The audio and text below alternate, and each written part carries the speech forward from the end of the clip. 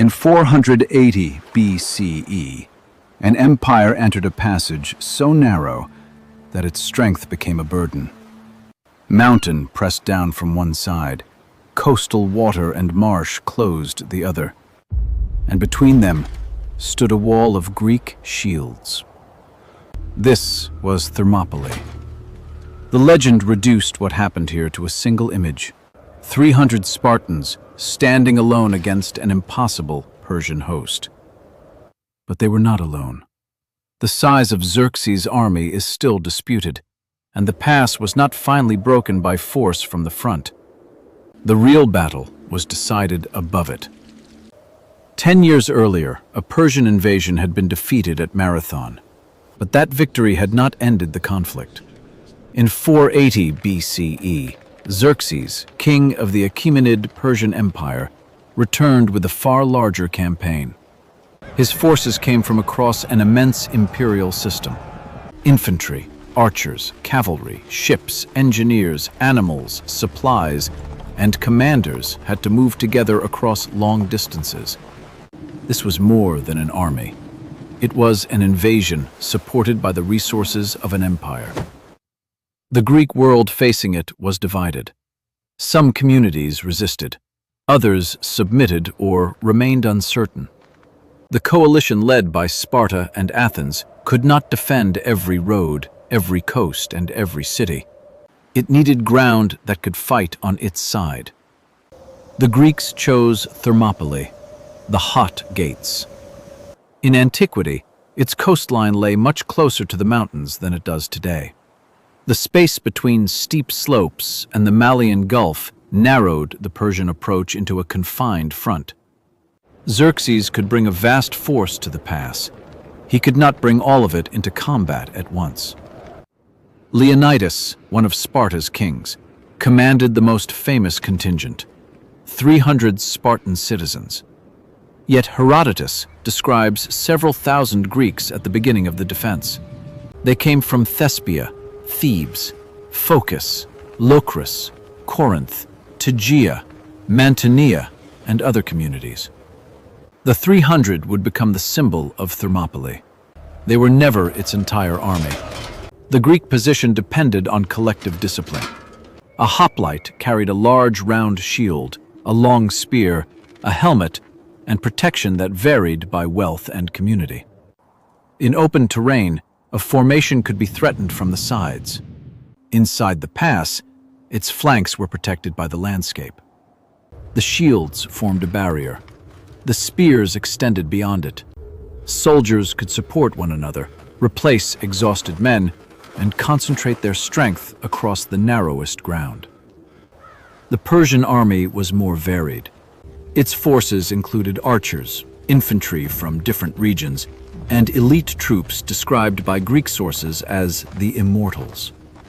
Cavalry formed part of the wider campaign, but the confined ground reduced the value of movement and numbers. At the front of the pass, only limited ranks could reach the Greek line. The rest had to wait behind them. When the Persian assaults began, the terrain did exactly what the Greeks had hoped. Troops advanced into compressed ground. Shields met shields. Spears reached through the crowded front. The Persian army possessed overwhelming depth, but depth was not the same as striking power. Not here. For a time, the empire could see the road ahead. It simply could not force its way through. But Thermopylae was never protected by the pass alone. Above the battlefield, a mountain route curved through the heights and descended behind the Greek position. Local people knew it. The defenders knew the danger, too. A Phocian force had been stationed above the pass to watch the route. The entire defense now depended on that path remaining closed. According to Herodotus, a local man named Ephialtes revealed the route to the Persians. Later tradition turned his name into a symbol of betrayal. Yet the greater military truth is simpler. Once the Persians could reach the trail, the shield wall below was no longer enough. During the night, a Persian detachment climbed into the mountains. Herodotus associates the movement with Hydarnes, and elite Persian troops. They advanced over rough ground, while the main army remained before the pass. Then the Phocian guards heard movement. The accounts describe leaves or ground disturbed under approaching feet. The Phocians prepared for an attack and withdrew toward higher ground. But the Persian detachment did not need to destroy them. Its objective lay beyond them. It continued toward the Greek rear. By morning, the shape of the battle had changed. The Greeks were no longer holding an enemy in front of them. Persian forces were approaching from behind. The pass that had protected the defenders was becoming a confined space from which they might not escape. What happened next is not perfectly clear. Ancient accounts leave room for debate. Some Greek contingents withdrew. Leonidas may have dismissed them to preserve their forces, some may have chosen to leave, or different groups may have made separate decisions. But a final force remained. Memory would later place the 300 Spartans at the center of this moment. Yet the last stand was not exclusively Spartan.